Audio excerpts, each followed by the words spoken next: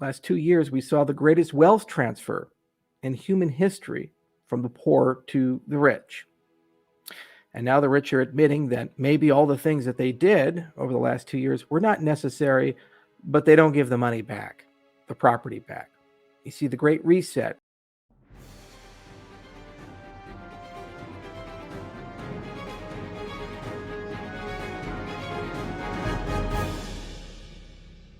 And I remember Bitcoin before it was $1, and then going up to 30, then down to 4, then to 250, then to 80, then to 1200, then down to 250 again, then up to 20,000, then down to 4,000, then to 64,000, and now we're in the 30s.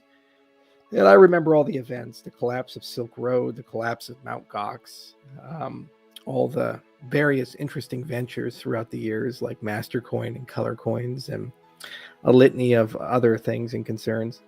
And no matter where I go, what I do, it always amazes me that there's this constant rhyming of the attitude. So the old guards, nothing phases us anymore. We've seen everything twice just to make sure we didn't miss anything. The new people, the minute that something occurs, like for example, the collapse of a stable coin or the collapse of BitConnect or these types of things, then they say, oh my God, this is the end of crypto. Everything is over. Oh, we're all going to die. The markets are over. The dream is gone. Over $300 trillion of institutional money floating around the world looking for a home. The last 20 years in particular, there's been a hyper acceleration in the printing of money. This is what Ron Paul was talking about, all the Austrians were talking about, and nobody really listened to them.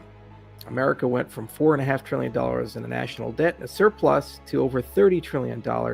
And the prospect of a 3% interest rate, meaning it costs you $1 trillion a year just to service your debt. This is not healthy. The world economy is not healthy.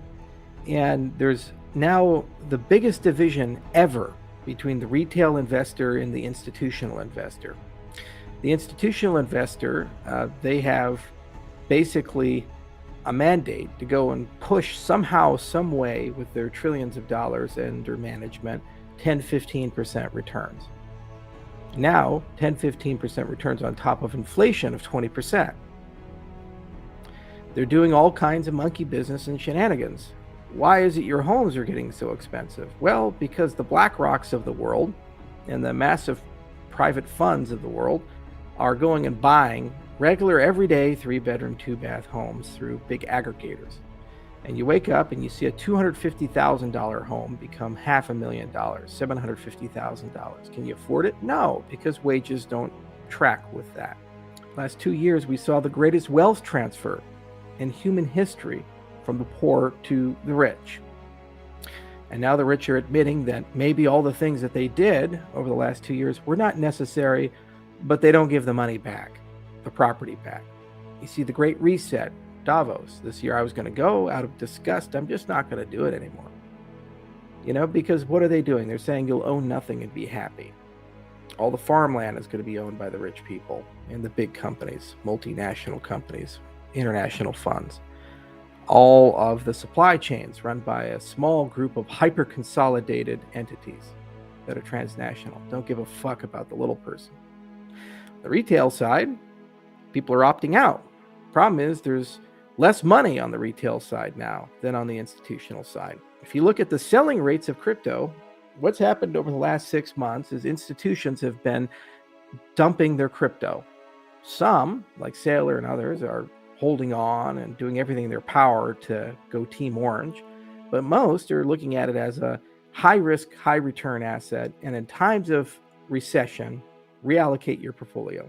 They would just simply treat crypto like any other asset and label it as an exotic high-risk one. And when the markets go in not the direction they want, they dump it. The retail people are holding because they are opting out of a global system that's unfair. They're trying to prepare the masses to accept a standard of living significantly less than the one that they inherited, the one that they grew up with, the one that their parents grew up with. This is no way to run the world. This is no way to live well. It's because they broke the world money system. And the entire point of cryptocurrencies are to restore some trust, credibility, and stability into the world money system. What's so frustrating to me is we get stronger, yet the markets, because of institutional manipulation, amongst other factors, grow weaker. There are more people using Cardano than ever before.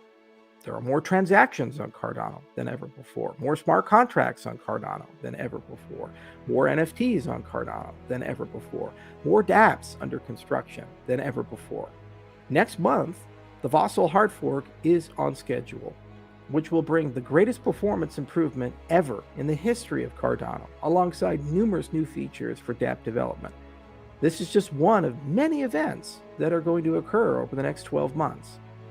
In addition to that, things that built entire ecosystems, like algorithmically generated stablecoins. We have JED coming. It's already on testnet. Much better design, I'd argue, than most. And it's a testimony to the hybridization of formal methods, peer review, and good engineering practices and principles. Again, basic principles.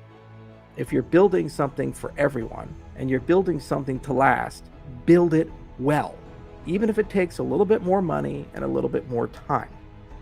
Again and again, I've always said that it's not going to be first to market. It's going to be best to market, and those who exhibit stability and resilience in the bad times that survive. That's why today we're stronger than we've ever been in the history of the project. Fair weather people and all those cycles, they get drowned out, and the people who stay behind are the people who are here for the long term.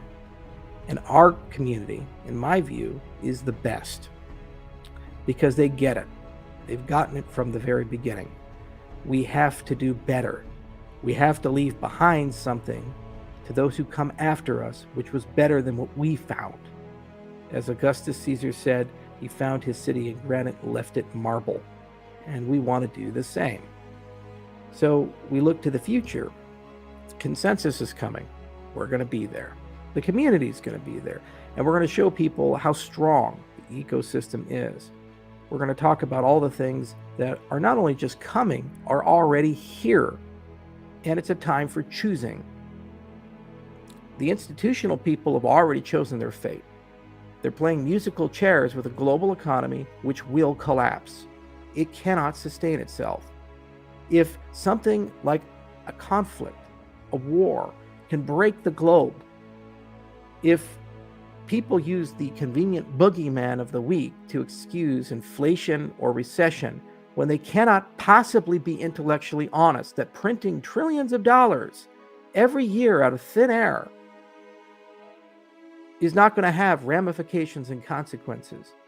If the warfare state needs to increase and continue, empire needs to increase and continue for all of our standards to be the same. Meanwhile, our environment is being devastated.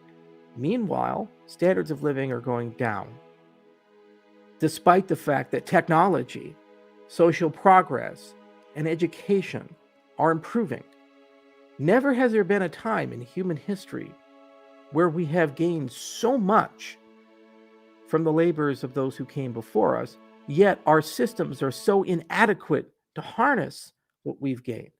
And never has there been a time in human history where we have been so blind to the long-term consequences of what we're doing.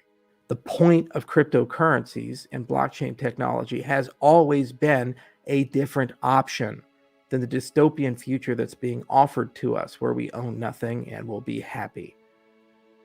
The point is we get our freedom back, our liberty back. That is what we are seeking. Yet people are trained to babble on and on and on about the current state of the markets, which are caused by manipulation and outsiders. Think about it. For one, I'm done.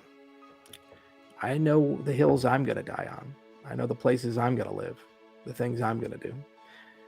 The caravan moves on. We're going to keep beating the drum every day. Keep writing the papers, keep writing the code, keep building. And the difference between the days in the past and today is we got an army now. It's inevitable in that respect. That is where we're going. That is what we're doing. That's the point of the things. If you can't see that, then you have to ask yourself, what is really important to you? What matters to you? What's the point of all of this? Don't you see the train wreck that's coming? Don't you see where the world is going? And shouldn't we do better if we can do better? Or maybe not. It's ultimately your choice. You still get to make one. There will come a day, if you make no choice, that you don't.